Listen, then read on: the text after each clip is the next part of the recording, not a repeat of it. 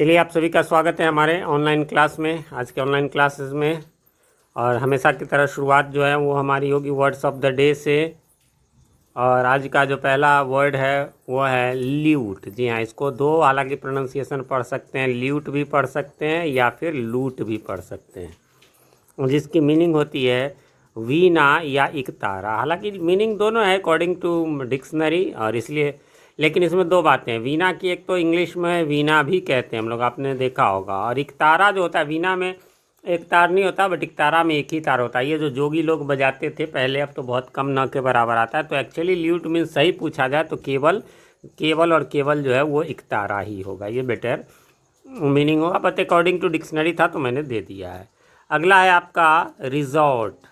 पहले मैं रिजॉर्ट, ये वर्ड है जो लगभग साल दर साल चलता रहता है। बिहार बोर्ड के एक चैप्टर में था भी, तो इसलिए हर साल मुझे पढ़ाना पड़ता था और तब इसे बहुत ज़्यादा समझाना पड़ता था। लेकिन अब मुझे इसे ज़्यादा समझाने की ज़रूरत नहीं पड़ती है, क्योंकि ये जो है अब हमारे मुजफ्फरपुर में एक नहीं दो दो रिजॉर्ट खुल गए हैं। वैसे चलिए, पहले वो सेकेंड है, लेकिन फर्स्ट होता है का सहारा लेना। जैसे बिहार बोर्ड का 50 मार्क्स इंग्लिश था, तो उसमें पहले कहता था if we have disputes we can resort to our legal courts, है ना, कि यदि हमें कुछ डिस्प्यूट है हमारे बीच तो हम लोग रिजॉर्ट यानी का सहारा ले सकते हैं लीगल कोर्ट्स का। एक मीनिंग, और दूसरा आश्रय या शहरगाह। तो वही मैं कह रहा था कि अब तो हमारे शहर में दो दो है, और ज़्यादातर लोग ये जो गरहा में हैं उसको जानते होंगे, blue diamond resort. Resort actually आराम, आश्रय या शहरगाह। देखिए, आप सबको मैं बार बार बताता रहता हूँ, रहने वाले जगह को कहते हैं होटल, खाने वाले जगह के बहुत सारे नाम होते हैं, जिसमें से कि मेन होता है आपको रेस्टोरेंट, है ना। और जहाँ पर एक और होता है मोटेल, जहाँ मोटर भी हो और होटल भी हो तो मोटेल कहलाता है वो। और जहाँ ये सब हो साथ में, सैरगाह शब्द है, जहाँ आप टहल भी सकते हो, जहाँ आप स्विमिंग भी कर सकते हो, इवन कि मतलब सारे काम एक ही जगह पर आपको हो जाए। इस तरह के कहीं ठहरने के क्रम में जो आपको जिम चाहिए वो भी मिल जाए, आपको स्विमिंग करनी है तो स्विमिंग मिल जाए, आपको रहने का मिल जाए, खाने का मिल जाए, यह मिला करके रिजॉर्ट होता है। आगे बढ़ेंगे, टेररिस्ट। टेरर से बना है टेररिस्ट, इसलिए मैंने लिखवा दिया। बाकी आप लोग जानते होंगे, है ना। टेररिस्ट मीन्स आतंकवादी, ठीक है। आगे बढ़ेंगे, सेल डीड। ये जरा इस वर्ड को गौर करेंगे, सेल डीड, क्योंकि ये अभी खूब चल रहा है। एक्चुअली ये कम चल रहा है, इसकी जगह ये चल रहा है बेईमाना, है ना। ये न्यूज़ में खूब आ रहे हैं एक दो दिनों से, बेईमाना।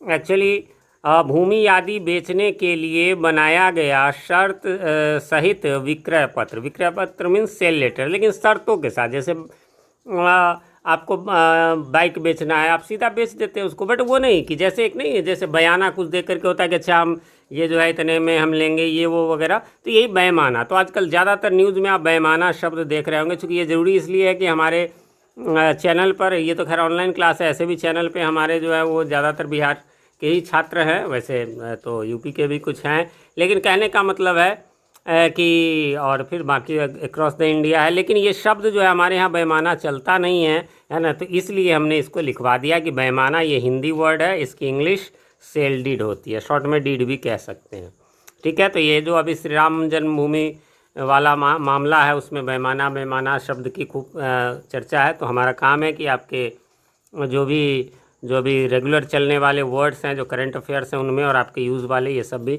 जैसे कि अभी चल रहा है, बारिश हो रही है 2-3 दिनों से खूब, ये मानसून की बारिश है ना। इंग्लिश में इसको मानसून पढ़ेंगे, हिंदी में मानसून। लेकिन याद रखेंगे, मैंने इसका उच्चारण नहीं लिखा। क्यों नहीं लिखा?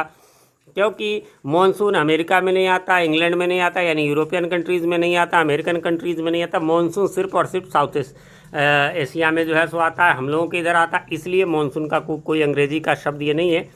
आपको एसएसटी वगैरह में भी, मतलब एयर के साथ जो मतलब हवा के साथ जो बादल आते हैं, एक स्पेशल, ये गर्मियों के सीज़न में, ये मानसून है। मानसून और कुछ नहीं है, ध्यान में रखिए। हमारे इधर इसकी खेती जो है वो खरीफ फसल जो है इसी पर डिपेंड करता है। आप लोग को एसएसटी में पढ़ा होगा आपने 7, 8, 9 में। चलिए आगे बढ़ते हैं। और अगला है हमारा, जैसा कि पिछले दिन मैंने बताया था, पहले हमारा इन्फिनेटिव को पहचानना था होमवर्क में, फिर हमें जेरंड पहचानना था, और फिर पार्टिसिपल्स, और आज इसमें एक साथ तीनों है। Pick out the infinitives, gerunds and participles in the following sentences, तो तीनों छाटने हैं।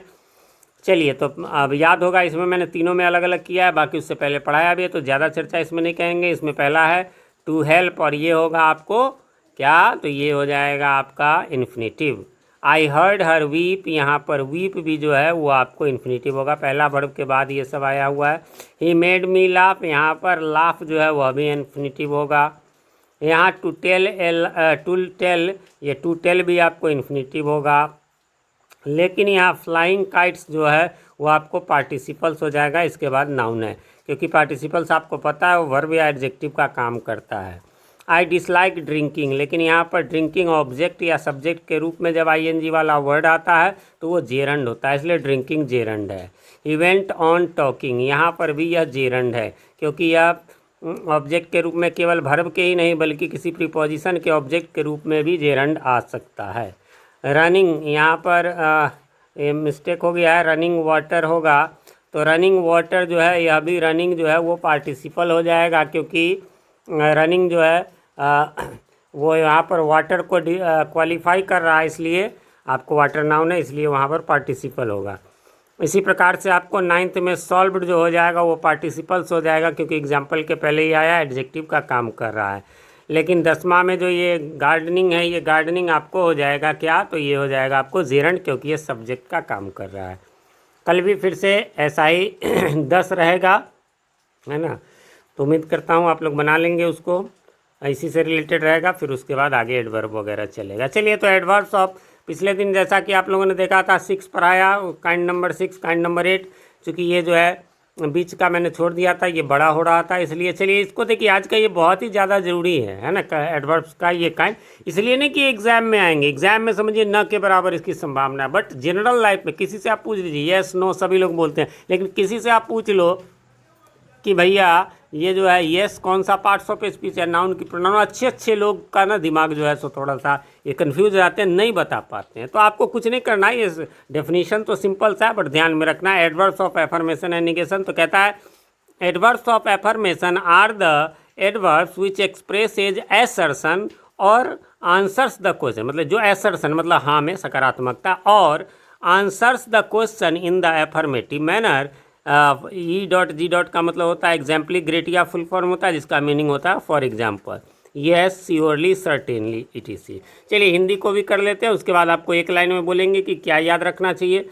अर्थात किसी क्वेश्चन के स्वीकारात्मक जवाब, है ना, यानी अफर्मेटिव रिप्लाई के लिए येस, ठीक है, श्योरली, सर्टेनली इत्यादि का यूज करते हैं। इत्यादि, देखिए इत्यादि इसलिए लग गया कि जैसे ऑफ कोर्स वगैरह भी हाँ कहने के लिए जो हम शब्द ये सब इस्तेमाल करते हैं, ये जो अफर्मेटिव रिप्लाई के लिए यूज होते हैं, इन्हें ये एडवर्ब्स ऑफ एफर्मेशन कहते हैं। समझ गए?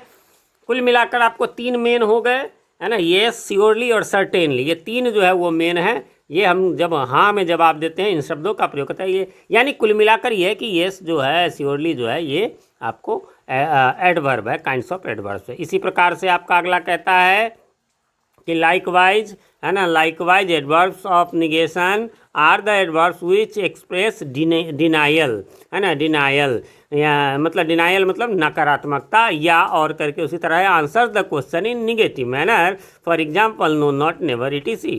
अर्थात इसी प्रकार किसी क्वेश्चन के नकारात्मक जवाब यानी निगेटिव रिप्लाई के लिए हम क्या बोलते हैं, नो, नॉट, नेवर, etc का यूज करते हैं, इन्हें ही एडवर्ब्स ऑफ निगेशन कहते हैं। अब जरा 2 पॉइंट नोट कर ले, आपसे कोई पूछे येस, नो, ये सब क्या है ना, तो आपको कहना है कि ये एडवर्ब है। कौन सा पार्ट्स ऑफ स्पीच है? एडवर्ब है। दूसरी बात एक स्पेशल ये है कि ये नो को जरा ध्यान रखेंगे, नो हमारा एडवर्ब तो है, इसके अलावा एडजेक्टिव भी है, आपने पढ़ा होगा, लेकिन क्या है उस जगह वो नो कैसे आएगा, आई हैव नो पेन, इस तरह से करके, है ना, आई हैव नो काउज, है ना, तो ये वाला नो होगा वो नाउन के पहले आएगा, वो एडजेक्टिव। अन्यथा ये आई हैव नो मिल्क तो वो एडजेक्टिव ऑफ क्वांटिटी हो जाएगा। आई हैव नो पेन्स तो ये जो एडजेक्टिव ऑफ नंबर हो जाएगा, मतलब है एडजेक्टिव नो, लेकिन कब, जब वो बीच में आएगा। ये जो येस और नो कहाँ हम लोग करते हैं, शुरू में, have you a pen, no, I have not a pen, तो नो जो शुरू में हमने बोला, ये जो हमने शुरू में बोला, तो येस तो खैर श्योर है कि एडवर्ब है, लेकिन नो यदि शुरू में रहे तो ही वो एडवर्ब है, अन्यथा जो है सो वो आपका फिर जो है एडजेक्टिव वगैरह हो सकता है। ठीक है, अगले दिन फिर अगला हम लोग पढ़ेंगे। जनरल सिलेबस हमारा आज तक के लिए यहीं तक था। अब जो है आपको जैसा कि पता है क्वेश्चन आंसर हमारा चल रहा था पहले चैप्टर का CBSE 12 के लिए, तो बीच में हमें कुछ वीडियोस डालने थे सिलेबस वगैरह के, इसलिए जो है वो मैं ये नहीं कर पाया था। तो अब फिर से आपका चलेगा रेगुलर, है ना। तो आज यही है आपका लॉस्ट स्प्रिंग रहेगा वीडियो। मैं भेज दे रहा हूँ इस वीडियो के साथ में ऊपर में आई बटन में भी लिंक मिल जाएगा। वीडियो थोड़ा लेट से मिला है, खैर एनीवे मैं नहीं था यहाँ। मिलते हैं फिर कल के क्लास में, तब तक के लिए हैव अ नाइस डे।